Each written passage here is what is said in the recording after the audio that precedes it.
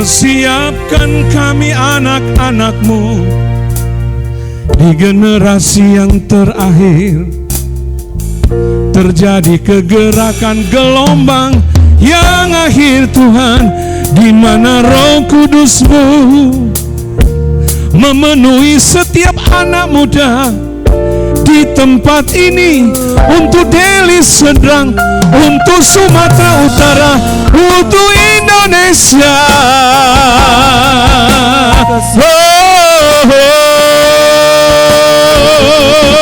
Ini waktunya Engkau bangkitkan anak-Mu laki-laki dan perempuan untuk menyampaikan pesan firman-Mu, kebenaran-Mu Tuhan.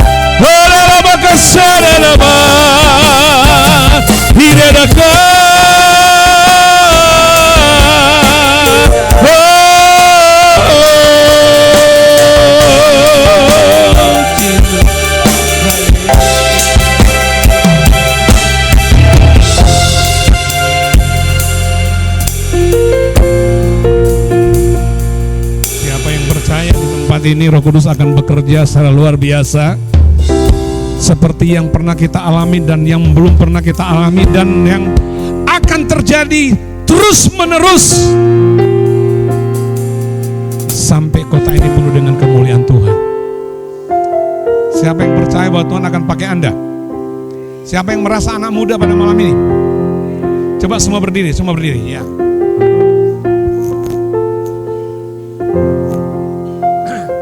Ada umur 30 di sini? Gak ada kayaknya. Oh, ada umur 30 ya. Paling tua jangan-jangan?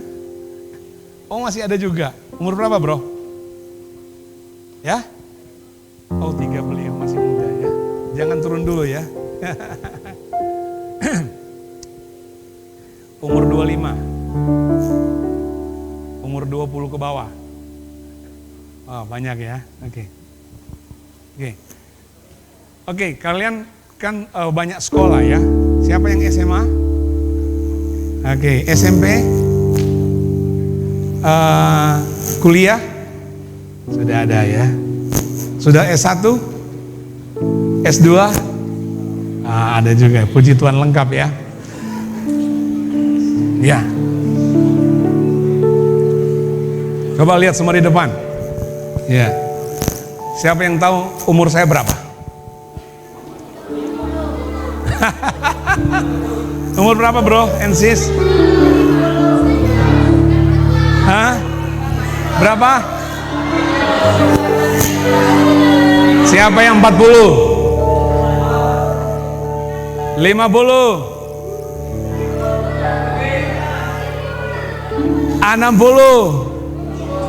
70? Saya berapa bulan lagi umur 60? Oktober nanti tanggal 3 pas umur 60. I'm very young now, ya. Ya.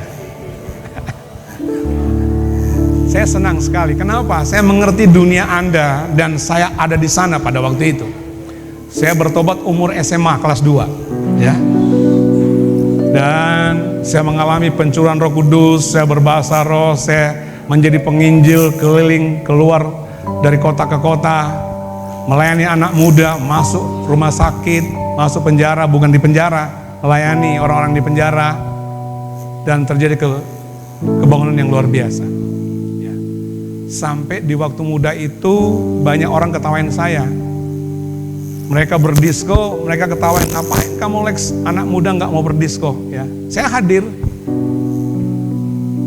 lagu-lagu. Tapi ketika ada seorang pribadi yang menjamah hidup saya, namanya siapa? Itu mengubah hidupku.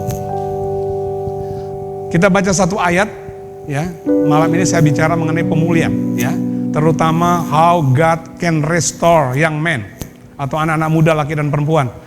Bisa ditayangin Kisah Rasul pasal 3 ayat 21. Jadi tetap berdiri karena kita ini nggak boleh terbatas ya. Kita masih muda.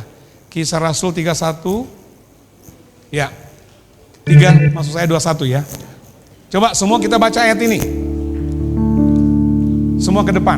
1, 2, 3. Kristus harus tinggal di surga sampai waktu pemulihan segala sesuatu, seperti yang difirmankan Allah dengan perantaraan nabi-nabinya yang kudus di zaman dahulu. Ada kata pemulihan di situ? God restore all things. Tuhan akan memulihkan segala sesuatu. Katakan memulihkan segala sesuatu. Ulangi, memulihkan segala sesuatu. Jadi ada dua bagian yang penting di sini, perhatikan ya. Pertama, Kristus harus tinggal di surga.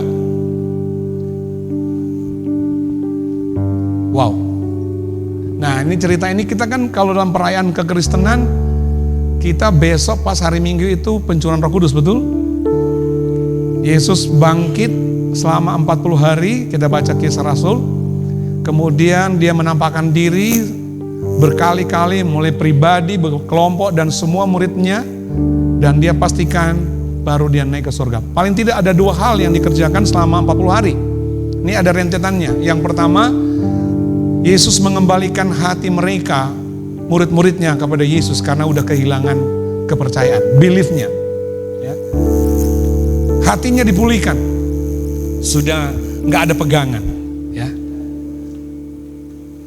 Setelah hatinya dipulihkan, lalu kepercayaannya tentang atau kepada Yesus dipulihkan, baru Yesus naik. Besok pas setelah 10 hari naik ke surga, pas hari ke-10 itu dihitung 40 per 10 jadi 50. Jadi Pentakosta, itu kita rayakan besok. Besok saya akan khotbah itu, tapi hari ini khusus tentang anak muda. Katakan hari ini, malam ini, Tuhan menjadikan saya seorang pribadi, anak muda. Katakan perempuan, mana perempuan? Saya perempuan sejati. Laki-laki sejati. Katakan sama-sama, laki-laki dan perempuan. 3. Dipulihkan Tuhan untuk menghadirkan kerajaan Allah di bumi ini, dimulai di kota ini. Namanya apa daerah ini? Apa kotanya? Nama Bintang, Deli Serdang, Sumatera Utara. Katakan nama Bintang, Deli Serdang, Sumatera Utara, seluruh Sumatera, Indonesia, bangsa-bangsa. Berikan tepuk tangan buat dia.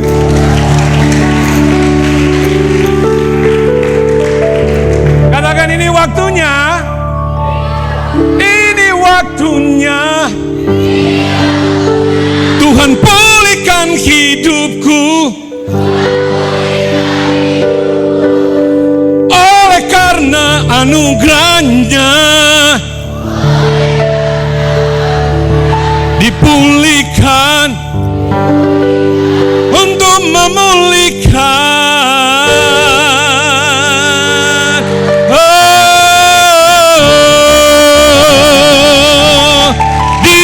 Dipulihkan untuk memulihkan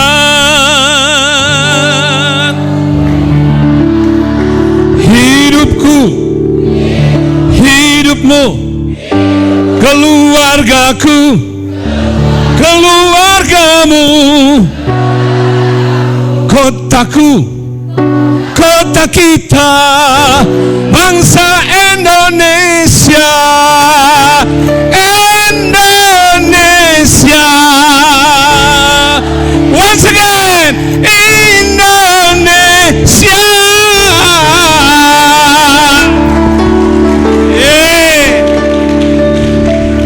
Silakan duduk, ya. Boleh duduk sekarang. Katakan Tuhan sedang memulihkan engkau. Bilang. Memulihkan kamu untuk kota kita, untuk gereja kita, untuk bangsa kita, Indonesia. Jadi perhatikan 2 poin ini. Ya.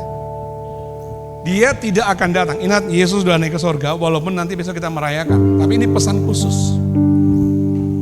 Pesan dari Tuhan.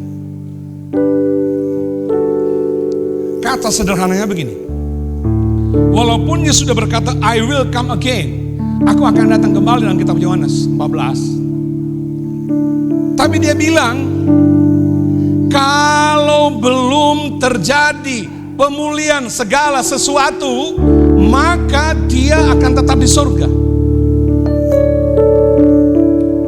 Penting gak kalau begitu? Jadi bilang, yang pertama, pemulihan segala sesuatu.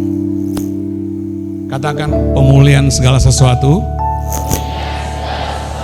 harus terjadi lebih dulu. Harus digenapi firman-Nya. Baru Yesus datang. Siapa yang merindukan? Nih, maaf, apakah di sini sudah ada yang pacar-pacaran? Hah?